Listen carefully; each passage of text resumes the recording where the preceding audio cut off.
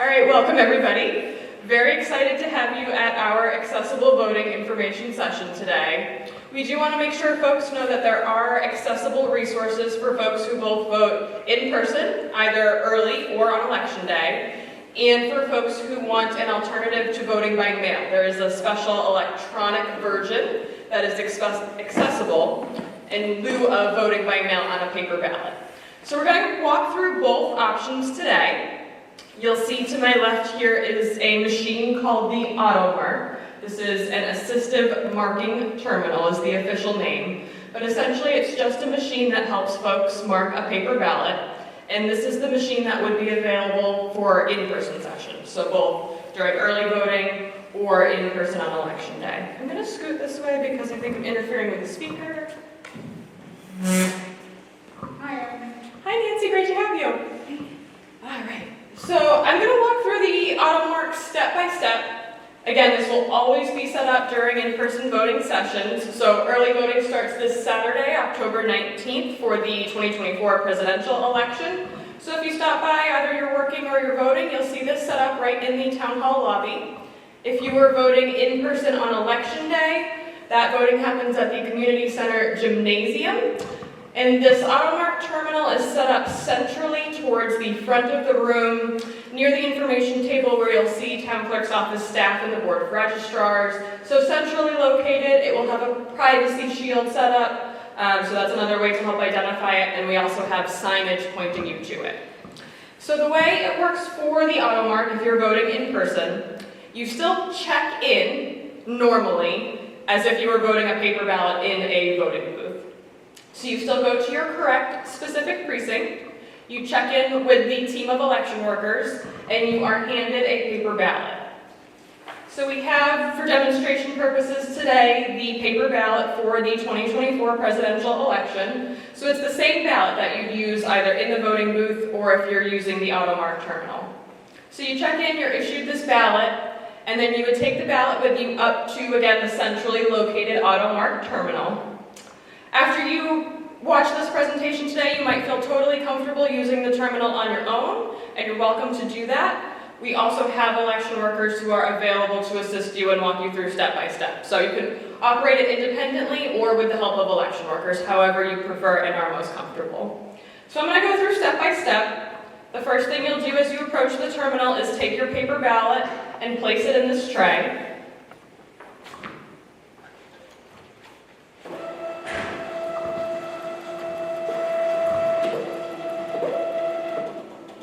The AutoMark has a number of great accessibility features. So you'll see there is a screen here. This is where you will see voting instructions, and then an exact replica of what the paper ballot looks like replicated on this screen. The screen is wonderful. It has the ability to view the ballot in high contrast, so with a black background and white text. Let me change that setting so you can see it. I'm not sure if folks can see it from where you're sitting, but you're welcome to come up after the fact too and to try it out yourself and to see it up close and personal. So this is the high contrast setting, which again creates a black background and white text. There is also a zoom in and out function, so that will enlarge the text for you if you're interested in that feature. Cool. So that's with the text zoomed in. You can see it makes the font size quite a bit larger. You'll also notice that there is a pair of headphones that will always be plugged into the terminal.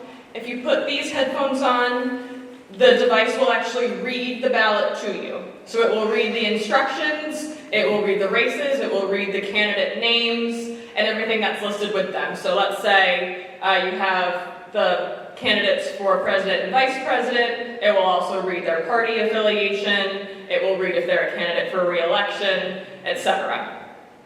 I'm going to zoom out a little bit here.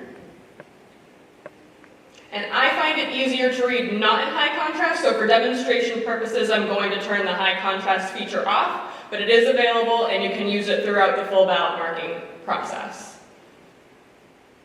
Now you'll notice that I am touching the screen, so this is a touch screen device.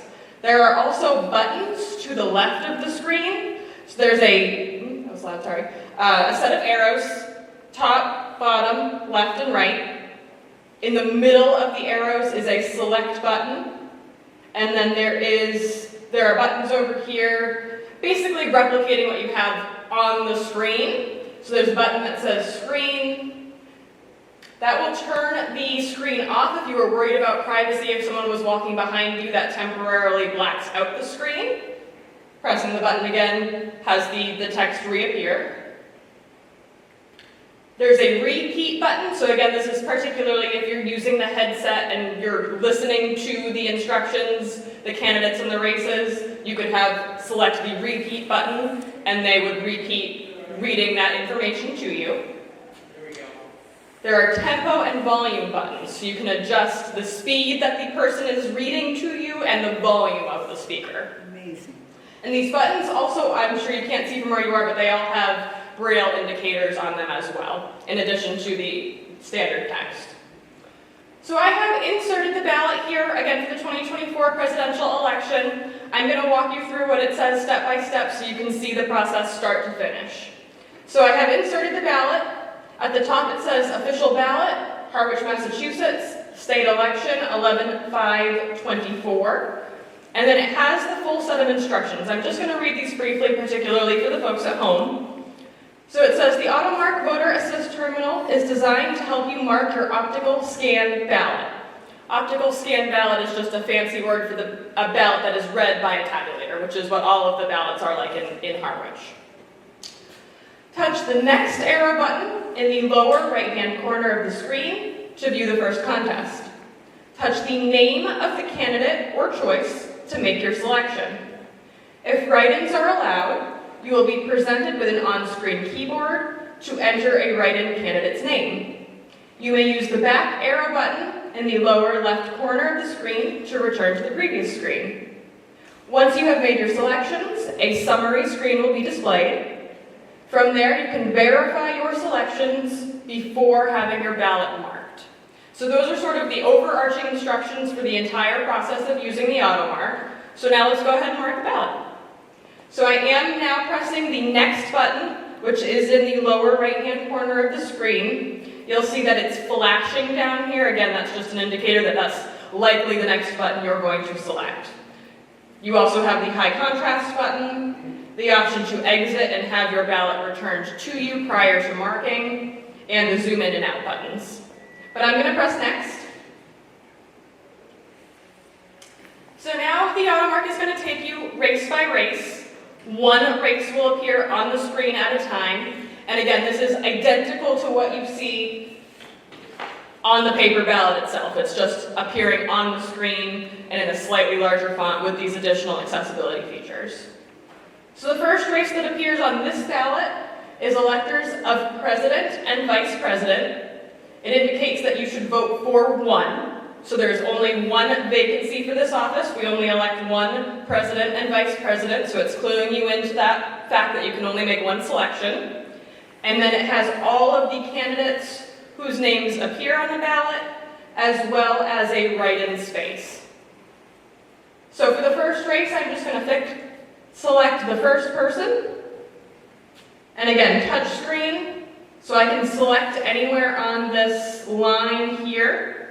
You'll see once I've made my selection, it highlights in yellow, and it fills in an oval. Again, just like you would see on a paper ballot that you would do with a pen, it does on the screen for you. If you're comfortable with your selection, you'll see the next arrow is now flashing again down at the bottom right-hand portion of the screen. So I'm going to select next. The next race on this ballot is Senator in Congress. It's also a vote for one, so we only vote for one Senator in Congress for our district.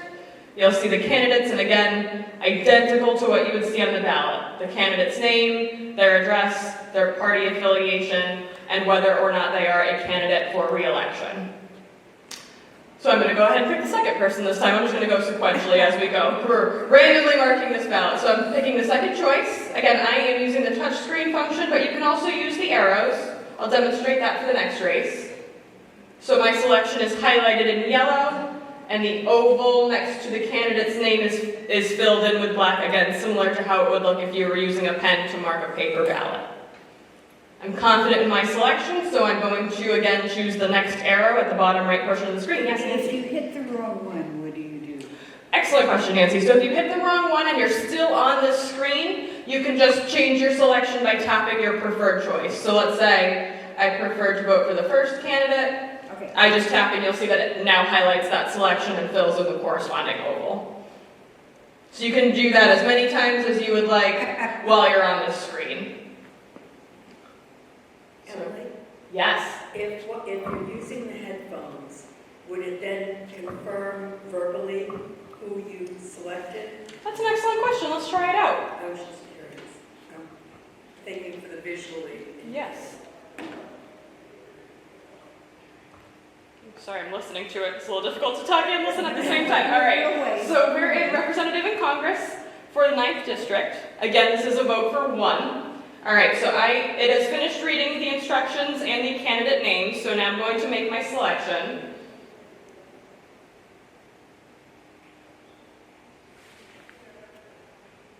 So it does indicate you have selected, and then it reads the full information. So in this case, I selected Bill Keating. It reads 10 Briarwood Lane Bourne, Democratic candidate, and candidate for re-election. So it confirms your selection and reads all of the information out loud to you. Wow.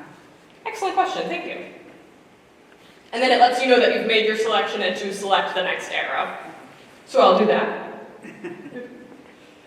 All right, so the next race is councillor for the 1st District, another vote for 1. And this is a good time, I think, to demonstrate the write-in function.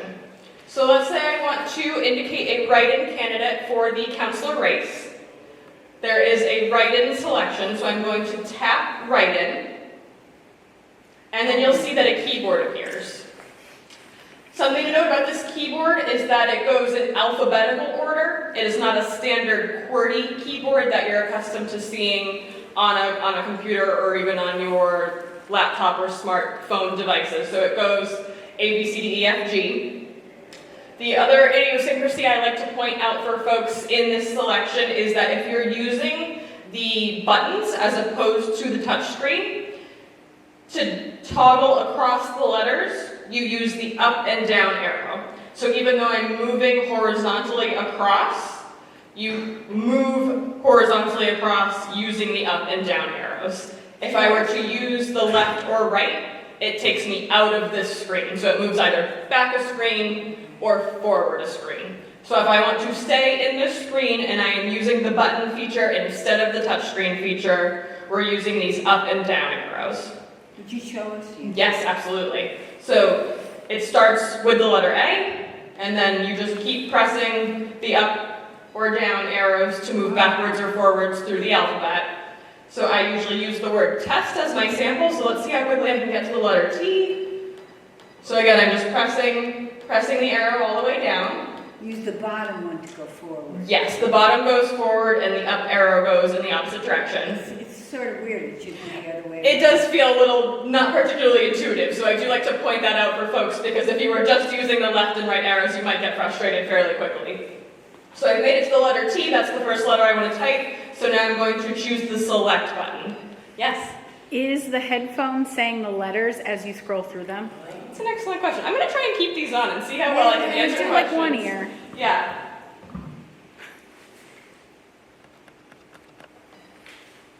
It is, yes. Each time I toggle, it does confirm the letter that I'm currently resting Oh, on. that's fun. It is fun.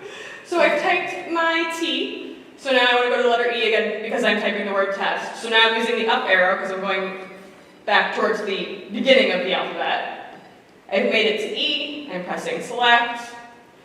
So we've used the arrows, now I'm going to speed things up a little bit and use the touch screen. And you can go back and forth. So if I want to use half buttons, half touch screen, I can do that. So I've used the buttons to select T and E, and now I'm going to tap the letter S and the letter T.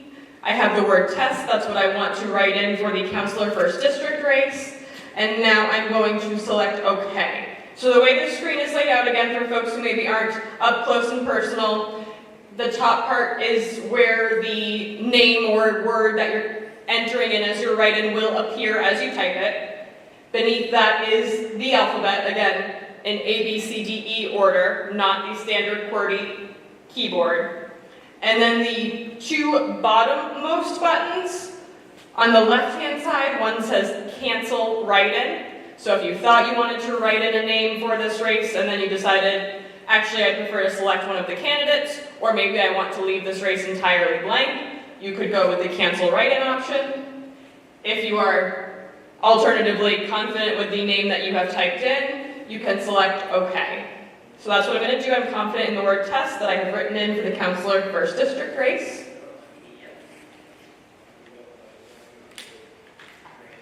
And then you're taken back to the previous screen, which has the race, has the candidates whose names are printed on the ballot, and that now has the write-in space highlighted with the word or name that you've typed in. So I have the write-in space highlighted, the corresponding oval is filled in next to the write-in text, and the word test that I typed in does appear right on the screen. So you have the opportunity to confirm the information you've typed before proceeding to the next race. So I've confirmed write-in selection, word test, and now I'm selecting next.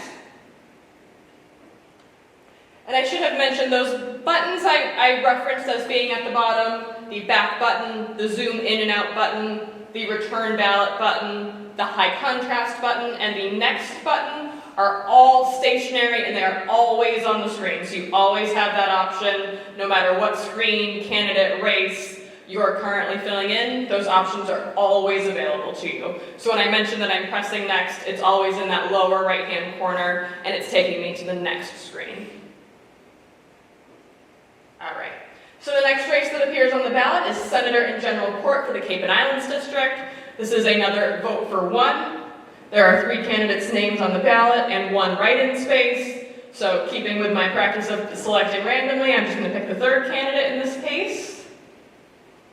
Very similar, highlights in yellow, corresponding oval next to the candidate's name is filled in black like it would appear on a paper ballot. I'm confident in my selection. I'm going to select next. The next race is Representative in General Court for the 4th Barnstable District. This is another vote for one. There is 1 candidate's name on the ballot and 1 write-in space. What is that, a representative in the court? The representative in General Court is our state representative. So our representative for our region in the State House. So I'll select the first candidate, the only candidate whose name is on the ballot. And then I'm going to select next. The next race is Clerk of Courts for Barnstable County. Again, 1 candidate, 1 write-in. For ease of not using that keyboard again, I'm just going to select the candidate's name, but if anyone would like me to demonstrate the write-in process again, please let me know. I'm happy to do so. So I've selected the candidate, and again, I'm selecting the next button. The next race is for Register of Deeds for the Barnstable District. This is another vote for one with only 1 candidate on the ballot. So again, I'll select that 1 candidate. I will say, this is an older device. It's not quite as responsive as some of the newer touchscreen devices that we're used to. So if you have a smartphone or you have a tablet or a touchscreen compatible laptop, that's probably more responsive to your finger. You don't have to press super hard or super long. For this touchscreen, you may have to give a little bit more of a firmer or longer press than you're used to with some of those other touchscreen devices. So you might notice a few times I've had to tap a couple of times for it to recognize my touch. So don't be shy with it. You don't need to punch it or anything, but if you just give it a confident, firm touch, it should recognize your selection. And again, you'll know that it's been recognized because of that highlight and the oval, or because the headphones have confirmed your selection. Yes? Could you show us how to select with the keypads? I sure can. Yes, let me do that. So, let me go back a ways.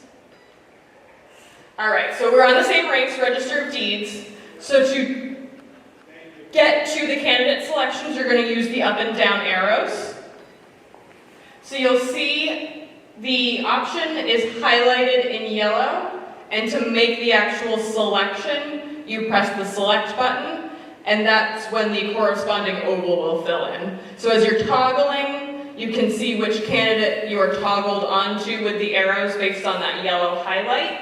And then you'll know you've actually made your selection with the middle select button when that oval fills in. And again, the headphones, I'm confident, are reading to you. You have selected John F. Meade, 153 Elliott Road, Barnstable, etc. So this looks a little bit different now on the county commissioner race. You'll see that there are, still has the same information, so the race title, county commissioner for Barnstable County. This is the only race that appears on this particular ballot, the 2024 presidential election ballot, which is a vote for 2. So there are 2 vacancies. You can vote for up to 2 candidates.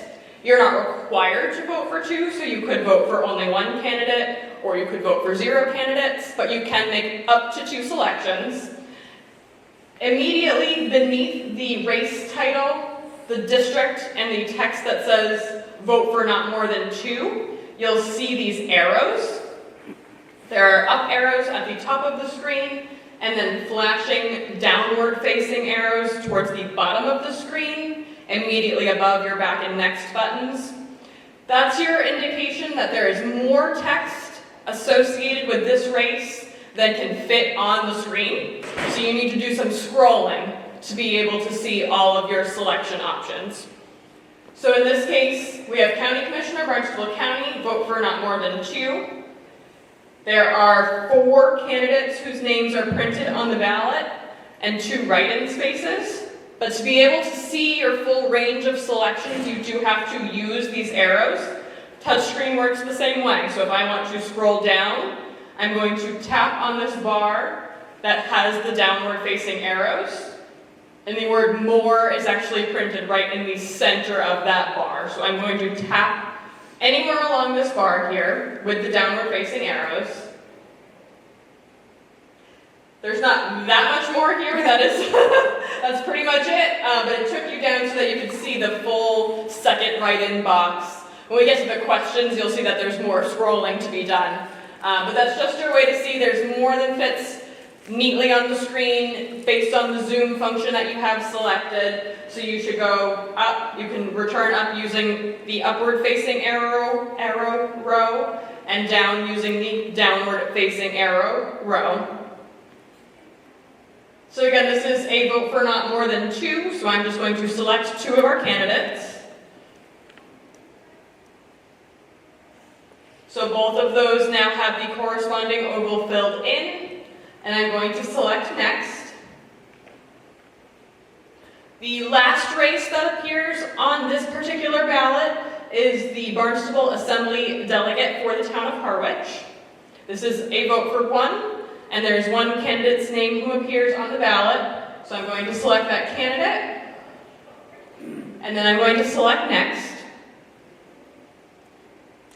Now for this particular ballot within the town of Harwich, there are 7 ballot questions. And again, this is exactly how they appear on the ballot itself. It's the exact order that they appear on the printed ballot itself. So question 1. Is a law proposed by initiative petition, fairly short question, fairly short summary of what the yes and no options accomplish, and then you can make your selection for yes or no. All of the ballot questions have the option of either yes or no, or you can leave them blank. So let's say for question 1 I wanted to select yes. The process works identically for ballot questions as it does for races and candidates. The only difference is that your responses are always going to be yes or no rather than particular candidate names. But the process is the same. I can either touch the screen or I can use the buttons to toggle and then make my selections. So for question 1, I've answered yes. I'm now going to go on to the next question. Question 2, again, gives you the full text of the question, the title for the question, a summary of what the yes and no responses would accomplish, and then your option to select either yes or no. So for this one, let's select no. And then I'm going to move on to the next question. All right, so you'll notice my arrows have reappeared. So a handful of the questions on this particular ballot are quite lengthy. So you should expect, if you're using the auto mark for this particular election, that you'll need to do some scrolling. Again, this is a situation where the zoom feature and the high contrast feature might come in handy. Even if you hadn't used them for the candidates, maybe you could recognize those names more easily without the zoom. Now that this wall of text is facing you, you might find it helpful. So again, you can zoom for part of the questions and part of the ballot and leave it in the standard font size for the remaining parts.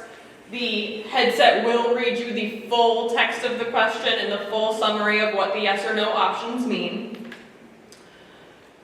You will need to use the bottom arrow scroll bar in order to get to the part of the ballot where you can actually select yes or no. So the yes or no don't appear at the top. You have to get all the way to the bottom of the text and the yes or no summary before you can make your selection. And again, it's a little bit slower than sometimes we're accustomed to scrolling on our personal and more modern devices. So you'll notice that as I tap this, I kind of have to wait for the screen to reload before I can tap again. So it's not a rapid fire responsiveness, but it will get there. So I'm going to keep tapping. Let it reload. Yes. If you're listening to the headset. Yes. And you scroll down before it finishes reading the page, will it stop and That's an excellent question. pick up? Let's try it out.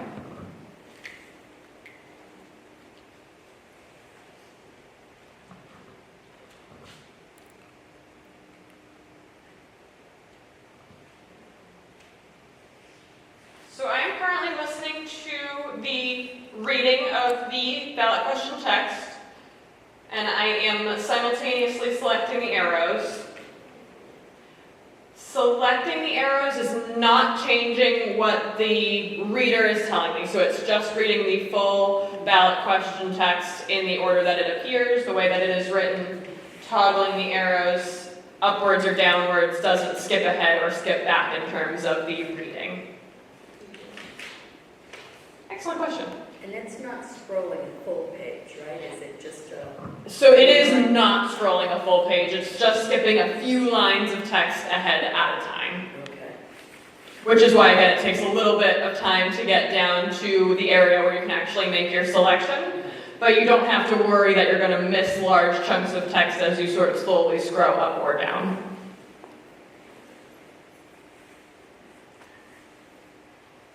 So I'm going to do something just to demonstrate. So I have scrolled down far enough where I have the full text of the question, I have the summary of what the yes or no selections mean, and the yes option is available to me, but I have not scrolled down far enough for the no option to be available to me. I'm going to show you what happens if I just select the yes at this stage. So let's say I'm confident, I want to vote yes. I don't need to scroll far enough down to see no because I know how I'm voting on this question. If I select yes when the no option is not visible on the screen,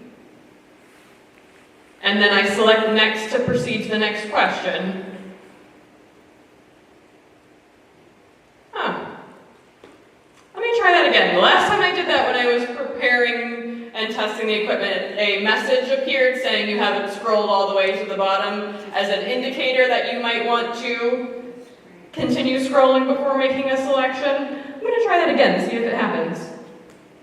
So I'm going back to question 3. I'm scrolling down slowly.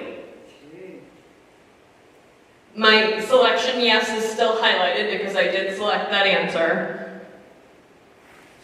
The no is not visible to me. I'm going to try selecting next. I don't see the highlight, I just see the... I don't see the highlight either. So I just it's... see the bubble. So that's... Now that I've gone back a question, and I've already made the selection, because I'm not toggling through options or selecting an option for the first time, the filled-in oval is the indicator for my prior selection, but it doesn't have that yellow highlight unless I toggle back through the options again. So I can do that if I use this down arrow or I touched that bar. So you'll see now that yes is highlighted in yellow because I'm back to making a selection. So let's see, I've selected yes, the no isn't visible. Let's test our curiosity and find out if the message is going to show up. Okay, well maybe that was just happening before. So you may or may not see a message. The message that appeared on the screen for me when I was testing the equipment before coming today was a message that just essentially read, "You have not scrolled all the way to the bottom of the question. Are you sure you wish to proceed?" That's my summary. That's not an exact, quote of the text, but it was something like, just flagging that you may want to go back and scroll further because there were options that did not appear on your screen. You're not required to go back. You're not required to scroll all the way to the bottom. The message did give me the option just to select OK and to proceed to the next question. But it just was a visual cue that perhaps you want to return to the previous screen and scroll all the way down. Not required. And in this particular demonstration, the message didn't even appear. So you have selected yes. Is it because you had gone down to show us we were scrolling back and forth? That's If you went all the way to the bottom. Let's try it. We have another scroller. Yes, Nancy. It's important because some people might think there's just yes to answer. So it's important that that does come up, I think. So voters have the option of voting however they want to. So if they want to make a selection, even if they haven't seen all the options available to them, that is their right to do. But again, that message that appeared when I was testing the equipment was just a flag that maybe you want to go back to the prior screen and scroll a little bit further just to make sure you've seen all of the options available to you. But either which way, we selected yes on question 3 and it allowed us to proceed to question 4. Question 4 is another question with a very large block of text, and you'll notice again the up arrows and the down arrows, which indicate that you do need to scroll to see all of the text and to then make it to this part where you can make your selections. So I won't trouble anyone with reading this out loud to you. I'll just scroll for demonstration purposes. So again, I want to scroll downward to the remainder of the text, the summary of the yes/no answers, and then the place where I can actually make my selection. So I'm tapping along this downward arrow bar, which appears at the bottom of the screen. It's going to take me through fairly slowly as it moves just a few lines of text down at a time. All right, I'm not going to scroll upward, I'm not going to scroll all the way downward. I'm going to try making my yes selection again and see if a message appears. If not, maybe it was just a one-time test feature. So I, again, have gotten all the way to the bottom of the text. This bold area is the summary of the yes and no vote selections. I'm going to select the yes. The no vote is not visible to me on the screen now, which is again why this downward arrow bar is flashing as an indicator that there is more text to read if I were to continue to scroll downward. But we're going to try. We're going to press next and see what happens.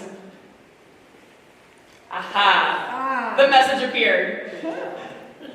So you'll see a window appears before you have moved on from that particular question. It has in red text the word alert. It says you did not view all candidates or choices. Do you want to view the rest of the choices? And then beneath that, there is a left-facing arrow at the bottom of the screen that says yes, return to contest. Or there is a right-facing arrow that says no, proceed to next contest. So again, I am free to mark that ballot question answer as a yes without the no ever having appeared on my screen. I am free to do that as the voter if I am confident. I walked into that voting booth or I walked up to this terminal knowing how I wanted to vote on question 4. I was confident I was a yes. I don't have to scroll any further. I can select yes. I see this alert notification indicating that I may wish to go back. And if I do, I would select the left-facing arrow that says yes, return to contest. Or if I'm confident in my selection, no need to scroll any further, I'm ready to go to the next question, I can select the no, proceed to next contest. So let's say I'm confident in my answer of yes to that question, I'm going to select the no, proceed to next contest arrow. And that takes me to the next question, question 5. This question can fit fully on one screen, so you'll notice that those upward facing and downward facing arrow bars are not here, because the full text, summary, and yes/no selections are available to you right on this one screen.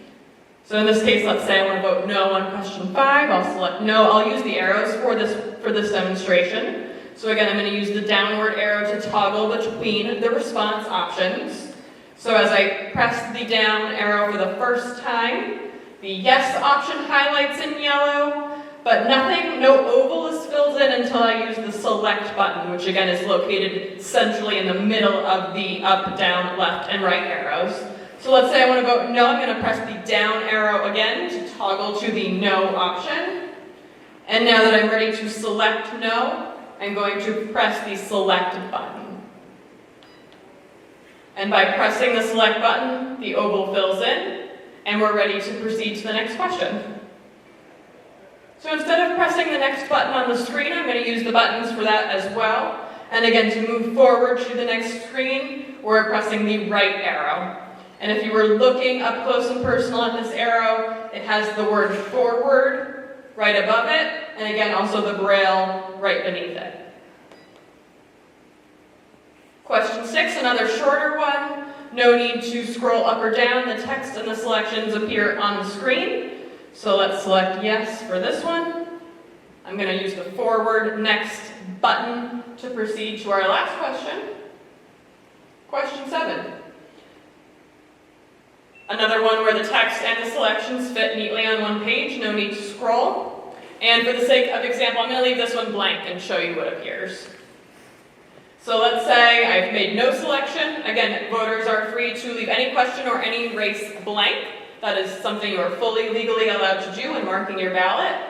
So let's say I want to leave question 7 blank. I press next.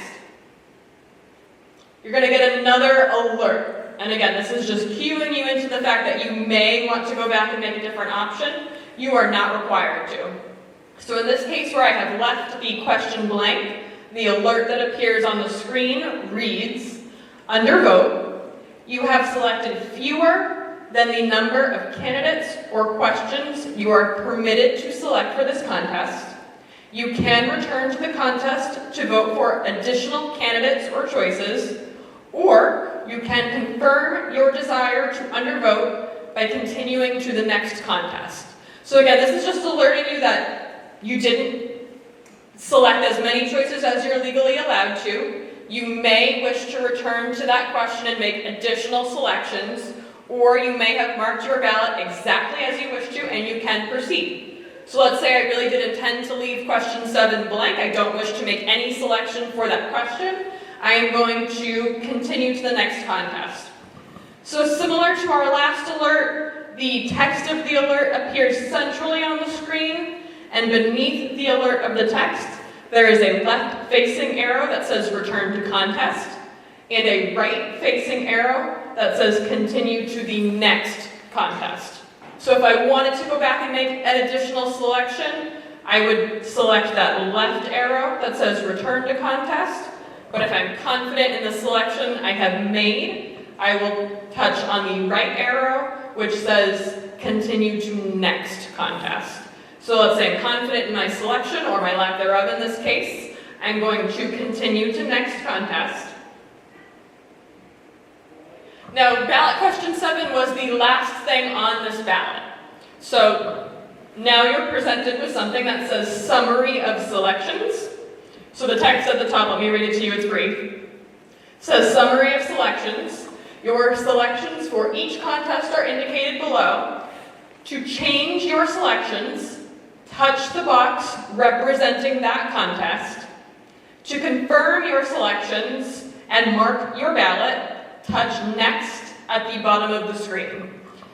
So each of the different races and ballot questions appears on your screen now. Each race or question is its own distinct box. I don't know how well that translates for the audience, but to kind of give you a visual cue, the area between my fingers is the box that represents electors of president and vice president. This box here is senator in Congress. This box here is representative in Congress, and so on. you will notice that the upward and downward facing arrow bars are here. That is because there are more races and ballot questions than can fit on the screen. So to continue to toggle down to your other race or ballot question options, you use the arrows in the same way. So let's say I want to scroll down and view my responses to the races and questions not presently visible. So I'm going to tap that downward facing arrow. Again, it moves fairly slowly, just a few, I would say, maybe an inch or so of text at a time. I'm going to scroll all the way to the bottom. So these selections are all kind of a blue color, but you'll notice when I get all the way to the bottom, this one question 7 here is highlighted in red. And that's just one more visual cue that it's a race you may want to return to. Question 7 is the question that we left blank. The one that we undervoted, that we got that alert for saying you have made fewer selections than you are legally permitted to for that question or race. So it's just one more cue that maybe you want to go back to it. The ones where you've selected the number of choices that matches the number of legally allowable selections are all in that blue. If you have undervoted, which is the technical term for making fewer selections than the number you're legally able to choose, it will be highlighted in red. And again, I could tap any of these squares and it would take me directly to that race or that ballot question. So let's say I want to go back to question 7, I would just tap that rectangle and it takes me right back to the question. I still want to leave it blank, so I'm not changing my selection. I've reviewed it. I'm confident in my answer. You just tap next again. It'll give you the same alert because we're making the same non-selection. I'm going to continue to next contest again. And then it brings me right back to that summary page. And now it's yellow. And now it is yellow. I think that's only because I'm toggled on top of it. So anytime a selection is highlighted, so if you're toggling through or if you have actively touched it without proceeding to the next selection, it's going to be highlighted in yellow. That's your indication that that selection is sort of the one that's in play, that's highlighted. And there's one in red, too. So yes, there is one in red, and that is still question 7, because when I went back and reviewed it, I didn't end up actually making a selection. I still left it blank. I undervoted it, so to speak. So I've reviewed this summary. I am confident in my selections. I am ready to mark my ballot. So at this stage, I'm going to press next one more time. And then you're going to get taken to this final screen. The text reads, "To mark your ballot, press the button below. Your ballot will be marked in accordance with your selections and returned to you for deposit into a tabulator or ballot box." So this is the very last stage. When you press mark ballot, this machine is going to fill in the ovals on the paper ballot you inserted with ink. That's right in the machine itself. So we've made our selections, we've reviewed our summary, we're confident in everything we have chosen, we're ready to mark the ballot. We're going to press the button that conveniently reads mark ballot. Don't be alarmed, it does make some loud noises when it does this, so I don't want anyone to jump out of their seat. So I am pressing mark ballot. The screen now reads, "Your ballot is now being processed." And it is making those noises I mentioned. And it does take a few seconds. Don't be alarmed that it makes these noises at you for a little bit. The ballot will come back out through the same tray that we placed it into.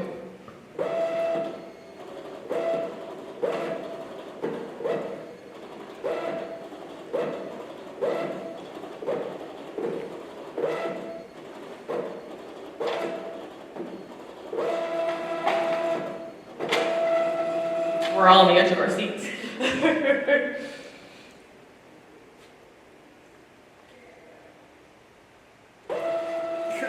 All right, and so the very final thing the screen reads is, "Thank you for using the AutoMark Voter Assist terminal. Please remove your ballot and deposit it into the tabulator or ballot box."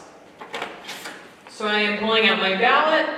Again, I'm happy to pass this around, or you're welcome to come up and see it, but you can see that ovals are filled in on the ballot. So those ovals correspond to the selections that you made on the screen, front and reverse side. And you'll see that that last question, question 7, is blank because we left that one blank, so no corresponding oval is filled in. So you will take this ballot that has now been marked by the AutoMark terminal, you the voter, and then you would return back to your precinct. So the same precinct where you checked in and you were issued your ballot, you would return to the checkout table for that precinct, and then you're going to put this marked ballot in the exact same tabulator, the machine that reads the ballots to produce results. You place that in the tabulator and it gets counted with every other ballot, along with voters who marked their ballots with a pen in a voting booth. So there's nothing different about your ballot. It's not separated from any of the other ballots. It's not counted separately. Every part of the voting process is identical to voters who mark their ballot with a pen in the voting booth, aside from the fact that you have used this terminal. But nothing else is identifiable about your ballot as being cast differently. Gets placed in the same machine, counted in the same way, and incorporated into the end of night results in the same way.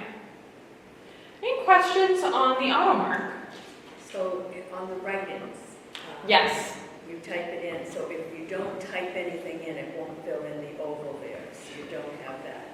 So Lori's question was, if you select write-in for a particular race, but you don't type anything in, what happens on the ballot? The AutoMark will not allow you to select a write-in option without filling in some type of corresponding text. And that is different than voting with a pen on a paper ballot in a voting booth, where you could fill in the write-in oval for a particular race, but not write anything in. Ultimately, what happens with those ballots on election night is that they get counted as blanks anyway, so the end result is the same, but you would not be able to select the write-in on the AutoMark without typing something. Now, you could type something like test, or one letter, or Mickey Mouse, or whatever. There's nothing that requires you to type in a real person's legal, legitimate name, but you do have to make some sort of text selection. Excellent question. Any other questions on the AutoMark? All right, so again, this is always set up on and available during any in-person voting session, both early voting and in-person on election day. If you come during early voting, in-person early voting, that's located at Town Hall. Voters in all 4 precincts in Harwich check in at the town clerk's office, and we have voting booths set up in the lobby area. This will be set up in the area, the same area with the booths. So again, it's set up, it's going to be on a table. The privacy shield will be up and available for use. And if you come in person on election day, again here in Harwich, voters in all 4 precincts vote in the gymnasium, and the AutoMark terminal is centrally located towards the front of the gymnasium in the same area where the information table is. And again, voters always welcome to use this machine fully independently, or to get assistance from town clerk's office staff members or election workers. Always happy to make sure folks are comfortable knowing how to use the machine. Yes? If I know there'll be an election polling official around there, but shouldn't there be a little sign when it was making those noises? It went on and on, and I would think it was broken because it went so long. Should there be a little sign or something? That's a great idea. So Nancy's question was, should there be a sign indicating that it makes some noises and takes a little bit of time to when you actually select mark ballot? I think that's a great idea. I would have a similar concern that something was not working well if I wasn't really familiar with the machine. So I think we can add a sign like that. That's a great idea. Thanks, Nancy. And we do also have signage just directing you that the AutoMark is available and where to go. So if you were looking for directional assistance to get to the AutoMark, we do have that signage available for folks as well.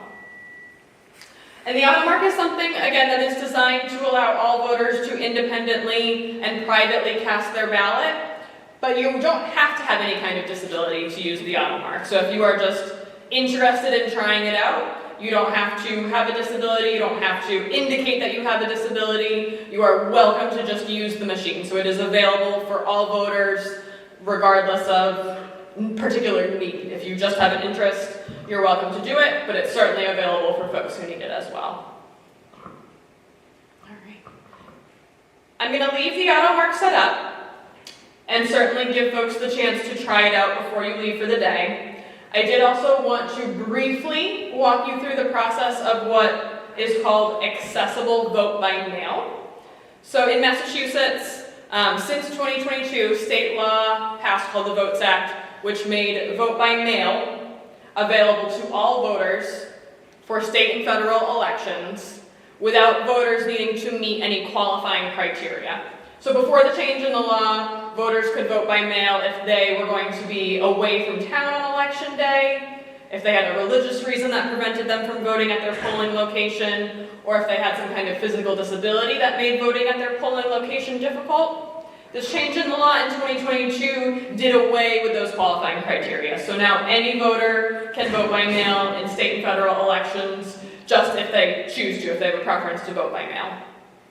And around the same time, the state contracted with a vendor called Democracy Live to create an electronic, accessible vote-by-mail option. Now this option, unlike the AutoMark, folks who are looking to vote using the accessible vote-by-mail electronic portal do have to attest to having a disability that makes it difficult for them to independently mark a paper ballot. So folks who want to vote using this portal do have to sign under the pains and penalties of perjury that they have a disability that makes it difficult to vote on a paper ballot. So that is a distinction between the portal and the AutoMark terminal, which is available for in-person sessions. Let me give you a brief walkthrough of what the portal looks like. I'm going to turn this off for just a second. Go ahead. All right, our screen is loaded, but before I go any further, any other questions on the AutoMark process? Yes, Reagan. Yes. So when you want to change your vote on the auto machine, you can go back. If I'm voting on an actual ballot and I decide that I would like to change one of my votes, what would I do? Excellent question. So Reagan's question was what happens whether you're using the AutoMark or just marking your ballot with a pen in the ballot booth, in the voting booth. What happens if you make a mistake? So in Massachusetts, there is a process called spoiling your ballot, which is essentially that you take your ballot with the error. You're still in the voting booth, or maybe you're at the checkout table, you look down, you realize you selected the wrong candidate, or you answered yes or no incorrectly on a ballot question. You can take that ballot with you back to the check-in table, so the first place you went to, the first team of election workers you talked with, let them know you made a mistake. You can exchange the ballot that you made a mistake on, and you can get a new ballot, and then you go right back into the voting booth and you mark that new ballot. And you can do that twice, so a total of 3 ballots you're allowed to have under Massachusetts state law. And it could apply for the AutoMark too. Let's say even though you can look at the screen for as long as you want and it gives you the summary page where you can review your selections, say you are confident in your selections, you select mark ballot, your ballot is marked and printed and returned to you. If you look down at that and say, ah, darn, I actually meant to select the other candidate, you can do the same thing. You would take that ballot back to the check-in table at your precinct, return it to that team of election workers. They put it in a designated envelope and write a designated terminology on it so that they know it shouldn't be cast with any other ballots. It doesn't end up in the tabulator to be counted. And they issue you a new ballot, and you could come right back up to the AutoMark terminal and start that process again. So yes, it's called spoiling. It's available whether you use the AutoMark or you're marking your ballot with a pen, and you do that exchange right at the check-in table at your precinct. So the accessible vote-by-mail process, just like the standard vote-by-mail process, requires you to submit an application. So you submit an application to your town clerk's office.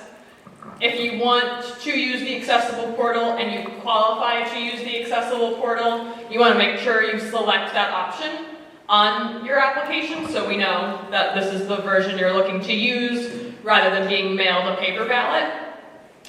And then what happens is you have to have an email address, because again, we send you this web link via email. So you have to have internet access, you have to have email access. We send you 2 different emails. One is a welcome email that provides a link to this website. And then the second email, which is sent separately so that if the first email went to the wrong location, no one else is going to have this information. So the second email just has a 7-digit individualized PIN number that is specific to you as the voter. So the first email has the web link, the second email has the individual 7-digit randomized PIN number. So when you have the first email and you have the web link, you're going to click it and it's going to take you to this page. So you'll see this says, Welcome Massachusetts Voters. This site will allow you to mark and return your ballot by mail or electronically. Select Vote Now below to get started. It says then mark my UOCAVA or accessible ballot. So this website again is used for UOCAVA voters. UOCAVA stands for Uniformed and Overseas Citizens Absentee Voting Act. So those are essentially your active duty military and their dependents, as well as any U.S. citizens who are residing outside of the United States. And then it's used for any folks who qualify to vote accessibly. So again, who have something that prevents them from independently marking a paper ballot. So you would start by selecting Vote Now. Hold on, let's see. I might have had the site live for too long. So this is the screen it should take you to. So it says, where are you eligible to vote? Please select your town or city where you are eligible to vote. So you're going to be eligible to vote in the town where you are registered, in the town where you reside. So the first thing that you are going to do as the voter is select your town. So for us, it would be Harwich. All 351 Massachusetts cities and towns are listed here alphabetically in the drop-down menu. So I am scrolling down to Harwich. And then I'm going to continue. I created a test voter for demonstration purposes, so I'm going to enter in that information here to show you. So my test voter's first name was Test. I'm going to put this down while I type the information in. All right, last name was Voter. And our birthday was January 1st, 1999.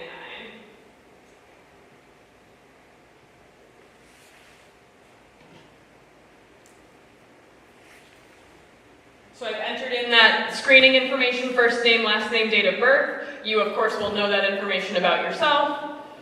You will select Continue. This is where you're going to enter the 7-digit PIN that you were provided in the second email that came from our office. So conveniently, I did 1, 2, 3, 4, 5, 6, 7 for this one. You can use this eyeball button to see what you've typed if you would like to. Once you've typed in the number, you've confirmed the number is typed in accurately, you will select Continue. And then this screen is going to look very similar to what we looked at on the AutoMark, but you'll be using your own personal device. So you can use this portal, this platform, on any laptop or computer, any tablet, and any smartphone. So anything where you can access the internet and see responses on a screen, you can use this platform. So I happen to be using it on a laptop. My laptop is not touchscreen compatible, so you'll notice that I'm using my mouse pad and my keyboard. But if I had a touchscreen compatible device, if I was doing this on my iPhone, then I could use the touchscreen functionality. This platform is screen reader compatible, so if you have a screen reader on your personal device, this will read the instructions, the candidates, the races, and the ballot questions to you, just like the AutoMark did. So essentially you're relying on whatever technology you already have at home and that you're already using, but whatever is compatible with your personal device is compatible with this platform. So if you have a screen reader, the screen reader functionality will work as you work your way through this platform. So again, you'll see ballot marking. Your ballot is presented below. To mark your selection, click on a checkbox. To remove a selection, click on the checked box again. To vote for a qualified write-in candidate who is not listed on the ballot, click the checkbox beside the write-in space at the end of the candidate list, then type the candidate's name in the space. So we are looking at official ballot, November 5th, 2024, general election. You'll see your ward precinct filled in here. So again, we create a data file in the town clerk's office based on the application you submit to us, and we upload it to this portal. That's how we know that only folks who have submitted an application and have attested to the fact that they are eligible to vote using the accessible portal are created. So not any voter in Harwich can access this site by going to that web link. You have to have had your personal identifying information input into this database by the town clerk's office staff, and you have to have been issued that 7-digit individualized PIN number. So let's say, Reagan, you haven't submitted an accessible vote by mail application. If you had typed in your first name, last name, and birthday, an error message would have appeared for you because you didn't submit an application and our team didn't enter your information into the portal. So that's how it knows. So when I created my test voter, I put them in precinct 1, so you'll see there are no wards in Harwich because that's a city-specific thing. So the ward field is blank. I entered that test voter as precinct 1. If you had applied to vote accessibly by mail, your information would populate in that area. So again, we've gone through this ballot now on the auto mark, so I'm just going to quickly make some selections. The races all appear in the same order, and they have the same information as is printed on the paper ballot. So you see, again, just like on the paper ballot, and just like on the auto mark terminal screen, the race name, so electors of president and vice president, you see the option to vote for one, you see the candidate names, and then you see their party affiliations. So we'll just make some selections. I'm just using my regular mouse pad, my regular keyboard to make those selections. I scroll just using my regular device feature. So there's no up arrow, down arrow. You're just using your regular device functionality. So I'm going to continue to scroll and make some random selections as I go. Let's try the write-in function. So again, let's say for representative in Congress, I want to write in a name. I'm going to select the box next to the write-in space. And then when I do that, a field appears that gives me the option to type in text. So and again, I'm just going to use my regular standard keyboard because I'm using my personal device. So I'm typing the word test into the field that only appeared once I checked the box next to write-in space. Lori, I'm going to test what happens if I select write-in and I don't type anything in that field.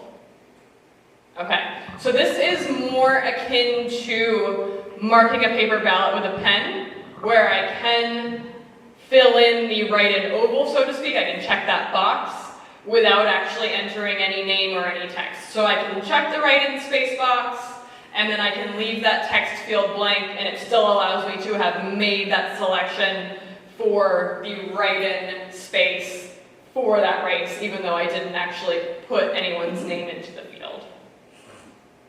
So I'm proceeding down. I've made a selection for senator in general court, representative in general court, clerk of courts, register of deeds. Again, county commissioner is the one race on this 2024 presidential election ballot that is a vote for not more than 2. So I can vote for up to 2 candidates. I can also vote for 1, or I could vote for 0. So for fun, let's just vote for 1 and see if it flags any kind of undervote message for us at the end. All right, the final race is for Barnstable Assembly Delegate for the town of Harwich, and then we move on to the 7 ballot questions.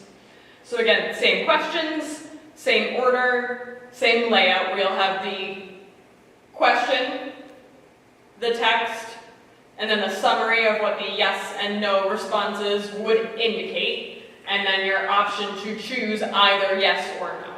So again, I'm going to continue selecting randomly. So I make my selection and I continue to scroll down. This is one other difference from the auto mark, where on the auto mark, only one race or ballot question appeared on the screen at a time, and then you had to actually select the next button to proceed to the next race or ballot question. This Democracy Live portal is a little bit more akin to a paper ballot, where everything appears simultaneously and you just scroll up or down, or in the case of the paper ballot, you just move around whatever order you want to fill in your responses. So I'm continuing down, so I'm just scrolling down, scrolling. So again, full text of the questions, full summary of the yes and no options. I'm going to try out leaving another one blank and see if that flags a comparable alert or error message. So I'm going to leave question 5 fully blank.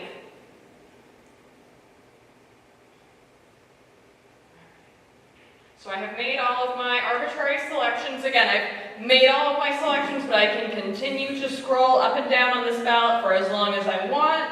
If I want to take a while to read it, if I want to review my selection, I can keep scrolling up and down and changing my answers. If I go back to question 2 and I realize I originally selected no and I actually intended to select yes, I can just change my selection. So you uncheck your original selection, and then you check your intended selection.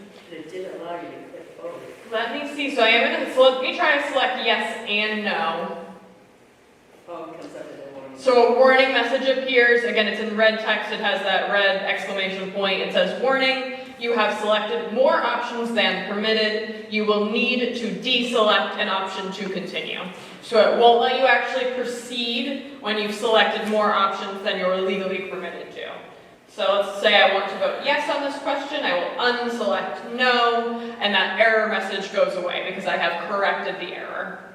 So let's say I am confident in my selections for all races and all ballot questions. I'm going to select continue, which is the bottom right button once you scroll all the way to the bottom of the ballot. And you do get another summary screen, so to speak. This says selection review. Your ballot choices are shown below. To change any selection, click the change button next to your selection. So you'll see on the leftmost column, the titles for the races or the ballot questions, a middle column that shows what selections you actually made, and then the rightmost column for each of those races and ballot questions has the word change, and that is clickable. So let's say for my representative in Congress race, you can see that my original selection was for a write-in, and then I wrote in the word test. If I wanted to change that particular response, I would select the change button on that row. Forgive the call that's coming into the town clerk's office. So it takes you back to the ballot screen. It brings you right back to the representative in Congress race. So I could go ahead and, let's say I'm going to change this to test 2. So now I have changed my response, I'm confident in my new selection. I don't even have to scroll all the way back to the bottom of the ballot. A line has appeared that says go back to review page. So I've made my one change to my one race that I made an original error or I've reconsidered. I've made the change, and now I'm going to return to that review summary page. So this brings me back to that page. You'll see that for that race representative in Congress, which is the third one down, my selection now reads write-in space test 2. And the change option is still there. I can change my mind as many times as I want right up until I submit this ballot. Now my curiosity as we were going through was whether any kind of error flag would appear for the races that I undervoted. Again, that's the technical term for making fewer selections than the legally permissible number. So for the county commissioner race, which right now is about on the middle of the screen, you'll see that I selected Mark R. Forrest, and then there is a message in red text that says missing one of 2 selections. So the county commissioner race was the only race where you could vote for up to 2. I voted for only 1, which again is a legally viable selection, but there is an alert on here that perhaps I wanted to return and make another selection for another candidate. I'm not required to. This is a valid vote that can be counted accurately, but if I wanted to select another candidate, I have the option to do so. And then my second question, if we recall, I left question 5 fully blank, so I did not select the yes or no. A similar message appears that says 0 selections made. Again, that's the equivalent of the undervote message that we got on the auto mark when we took similar action. So again, I am fully able to vote for 0 options. I don't have to select yes or no. So that's just a visual cue that I may want to review my selection. I do not have to. Nothing is going to prevent me from marking and returning this ballot, but it's a cue that maybe I want to go back. Let's say I don't. I am confident in my leaving that question number 5 blank. I'm confident in all of my other selections. I am going to select the continue button, which again is at the bottom right of this screen now that I have scrolled all the way to the bottom of the summary page. So the next page this takes you to is a signature page. If you have applied to vote using the accessible vote by mail, so again, this platform can be used for UOCAVA voters, those are our military and overseas voters, and it is also used to meet the accessible vote by mail to provide that service. Specifically for folks who are using this as an accessible terminal, you are legally allowed to type your name into this bar.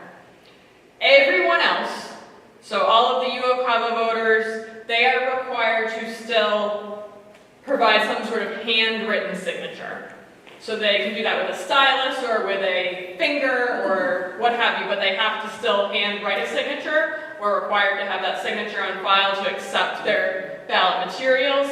But specifically for accessible voters who are using this platform because they're unable to independently mark a paper ballot, there is a different threshold where you can type your signature. So I'm going to click to sign, then that box appears larger. It's going to say, it says sign above or type your name here. So again, for folks using this specifically for accessibility features, you can type your name and still have your ballot legally accepted. Putting this down for one more second. Just typing my name. Again, for folks who are not using this as an accessibility platform, they still have to physically write a signature in some capacity. This italicized text does not meet the requirements under the law. But for folks who have applied for the accessibility platform, you can type your name, which is what I have just done. But now you signed Emily, but yet the person was Test voter, yes, you're right. I should, thank you for catching that. Let me correct that. I didn't know if it would match it and say, wait a minute. I don't believe it matches anything. It's just that this will then print on the materials that come back to our office. Okay. So we would catch it, but the device would not. Yeah. So I've now, thank you for saying that. This is the test voter profile. We have now signed as test voter. And the, again, bottom right button on this larger signature screen says done. So I am going to select done. It reappeared in that now smaller signature screen. The bottom right button again says continue to proceed to the next step in this process. So I am selecting the continue button. And then this tells you the different options for returning your ballot. So if you want to, you can print your ballot materials that you have marked electronically and return them by mail to your town clerk's office. Far and away, most folks choose to just submit the materials electronically, but both options are available to you. So, we don't want to return the ballot by mail for the sake of our demonstration, but these are the instructions if you did want to print your materials. What you would end up printing is an affidavit confirming that you voted this ballot yourself, you meet the accessibility requirements, and it would have that printed signature block on the affidavit, and then it would also print a physical paper version of the ballot that you marked. So that's what would happen here, but we're going to return ours electronically. So I'm going to select continue.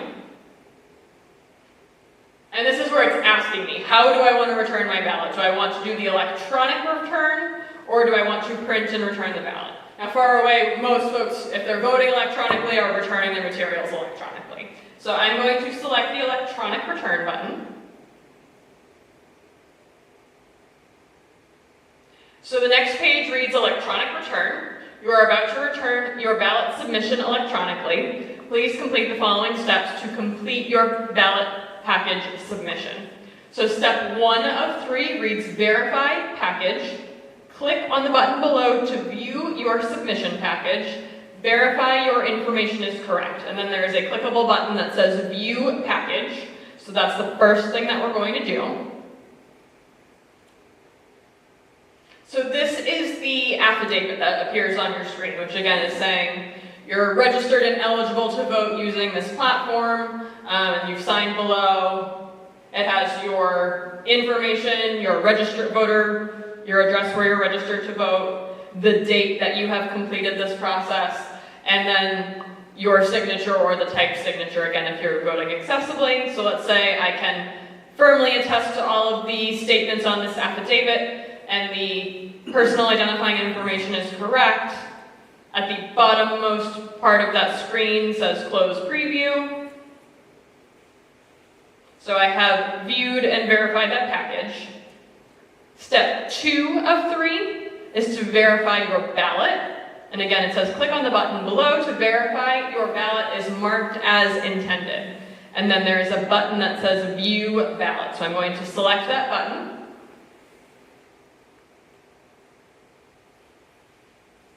And then again, this is exactly what your paper ballot looks like, but it's on the screen. And I'm not sure how well you can see on the projector, but you can see that the ovals are filled in next to the selections that we made as we were clicking through our different ballot options. So you can scroll through the front page of the ballot and the back side of the ballot. So assuming all of those selections are correct, again, all the way to the bottom, when you scroll to the very bottom of the preview, is a button that says close preview. So that is what I'm clicking now. And then step 3 of 3 says submit. Click on the button below to electronically return ballot package to your township or city. So for step 3 of 3, you've reviewed your affidavit, you've reviewed the ballot selections, you are ready to submit it to your town clerk's office. You are going to select the submit button. And then you're taken to a screen that says success. Your ballot has been submitted to your local election official's office. So that is the process, and then we, the town clerk's office, receive an email saying a ballot has been returned, and we log in on the back end of the portal to access your ballot and your affidavit so that we can store it to be counted. So that is the accessible vote by mail portal. Any questions on this part of the accessible tools available to voters? Okay. So we do want to make sure voters know that these tools are available, whether they prefer to vote in person or from home. We're always happy to give folks information, training resources, instructions on how to use these systems. They are available to all voters who qualify, so we hope folks will take advantage of them if they need to or are interested in them. So spread the word, let folks know they are available. And thank you very much for coming today. If anyone would like to try either of these terminals, you are welcome to do so before you leave today or, of course, on election day. Thank you.